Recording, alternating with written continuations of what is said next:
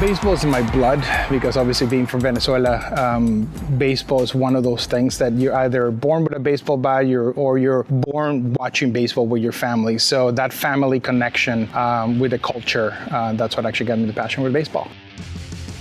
Hello and welcome to Beyond the Sidelines. I'm Brian Smith. As you take your seat in the stands and survey the precision of every blade of grass, anticipating the game ahead, food vendors walking up the stairs calling out for those that want stadium snacks or ice-cold drinks, the players warming up before the first inning. For some, it's a passion of entertaining the masses. For Domingo Guarenas, a retired professional baseball player, for him, baseball isn't a passion, it's life. My dad was one of those drivers that always was there for me. Not only there for me to actually kind of push me, okay, you should be doing this, but to be my biggest cheerleader, especially when you hit that ball out of the park and be the first one in the stands and just kind of calling it and going kind of like, that's my son, kind of like that proud part of it, that Papa proud part of it. So then he definitely drove it home and made it enough of a fun but professional atmosphere. Not the typical parent of like, you have to do this because I'm the kind of grumpy parent, but kind of like, okay, well, you're doing this right. He even actually went above and beyond, and in an interesting way, kind of talking to the coaches and telling them you have to bench him so he can understand both ends of the spectrum part of it. So yeah, that was definitely that driver moving forward. The most exciting moment for me was when you get that opportunity of actually play as a professional and getting the fans to go and cheer your name and really go for that. Hello, I want your autograph. I want to be part of what you're actually doing that in terms of that professional aspect of it. When you realize that you're in a different level and you're becoming that professional part of it in baseball, and also being able to share the passion of baseball when like that crack at the bat and on a different stage that everybody doesn't have to get the chance to be part of. That's the best part of baseball. It's easy to love a game when you're healthy, but for some, an unexpected injury can show them a whole new side to the sport and bring the passion out more than they thought possible, with all new opportunities waiting to be explored like an unopened tube.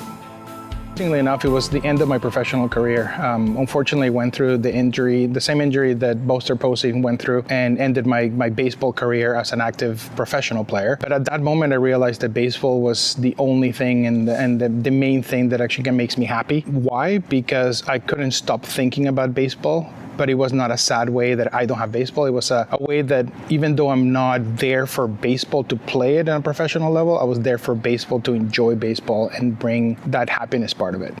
Unfortunately, the negative parts of human nature can always be an impediment to your dreams in the stars, but you can always pivot to turn that into an opportunity.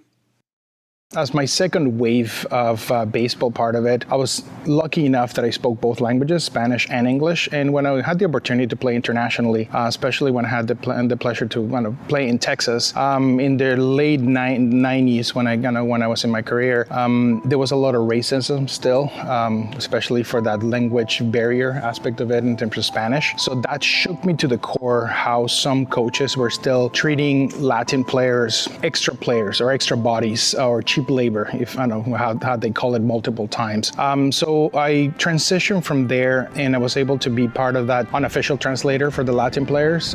So the coaches would come to me, and I would actually be the unofficial translator for my friends. And then instead of actually telling them where to go and how to get there, I'm basically going to make their experience a little bit better. So that's why I'm doing the broadcasting at the moment with the Vancouver Canadians, to be able to continue that and giving back to the game that I love the most. So that was kind of like the bad thing of baseball that pivoted into a good thing of baseball. There are some moments that the barely contained energy of the crowd charges a player like a battery hooked up to a nuclear reactor. You feel the love pouring from the cheering crowd with your name on their lips. My next goal are two things. One, bring a little bit more of that Latin American flavor, that hurrah moment for that baseball passion to the Vancouver fans. Because even though there's a lot of passion and a lot of love for the Vancouver Canadians, we're still missing a little bit of that Latin flavor, Latin power, that hurrah part of it, of the game. And I want to actually bring it down through my content. And also, hopefully in the future, I'm going to maybe do a little bit of broadcasting in Spanish language to kind of bring that flavor. So not only the Latin American community that's actually growing in Vancouver can enjoy the game in their own language, in their own screams, in their own, hello, here we are, and in that power that only your own language can give you. Even though the Vancouver Canadians are doing an unbelievable job with their broadcasting, one of the best ones, if not the best one in the Pacific Northwest League. Sometimes not having your own language and hearing your own phrases said about the game that you love, that's definitely my next goal. For some, baseball is a passion and a hobby that can become professional. But for others, the sport is a way to unlock the social and economic barriers pinning them and their families from affecting their true potential for success. There's a lot of cultural influence that actually goes into the whole equation. So, for example, to give you a concrete example, like for example, North American players usually have the full gamut of education, like high school, university, and they have a lot of education that backs them up. And they have, even though they have the pressure to actually make it to a higher level, it's more of a passion pressure, not necessarily a financial or a cultural pressure that they have to make it through. That's in terms of like the background aspect of it. But in terms of the passion on and off the field, you're in baseball and a lot of sports in North America, it's more of okay, we're going to start you with this and then we'll work our way through it, unless it's hockey in Canada. When you're bored with a hockey stick. Baseball is one of those games that you have to fall in love with the game. In Latin America, that difference is you have to be the best, you have to be the loudest, you have to be that rah part of it that allows you to be that next level. Like when you're pimping a home run, it's not just a bat flip. It's let's scream and let's make it happen. Let's just go. Go through that element of passion and show it to the fans that I'm enjoying it, you should enjoy it. Let's be part of this unity because baseball, especially in the Latin American cultures, it's about the experience, the family experience, and the family being part of what's going on the field, not necessarily, I'm going to a baseball game, I'm going to enjoy it. If I interact with the players, it might be a thing. In Latin America, unless you interact with the players or what's happening on the field, you don't feel like you're part of the game. Being flexible like Gumby enables you to fill a variety of roles on a team and expands your skill sets and allows you to understand the sports in a deeper, more profound meaning. I was a catcher. Even though I started as a first baseman, I was instructed by my coaches very well because I was one of those guys that showed that leadership on the field and showed that I was able to communicate well with my teammates, that being behind the plate, being able to actually see everything that was happening in front of me and being able to channel that communication skills.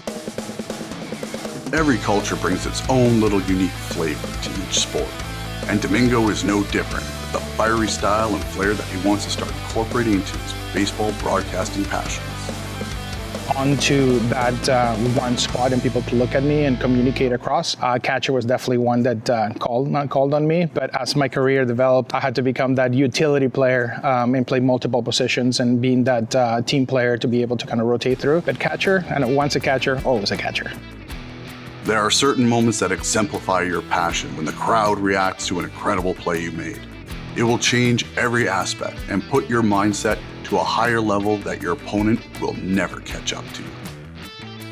There was one play that happened right before I got signed in Latin America, because in Latin America you signed very, very early, starting your training and your training part of it when you're 14.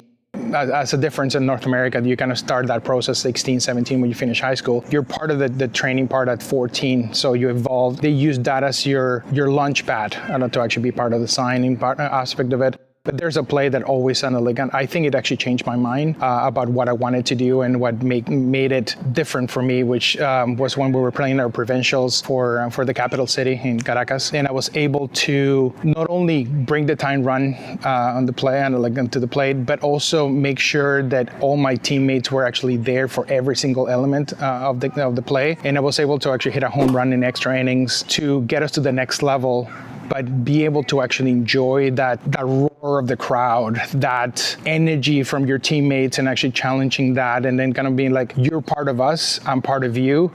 Not only moving as a team and not just moving as an individual. I know, like that home run was absolutely magical for me.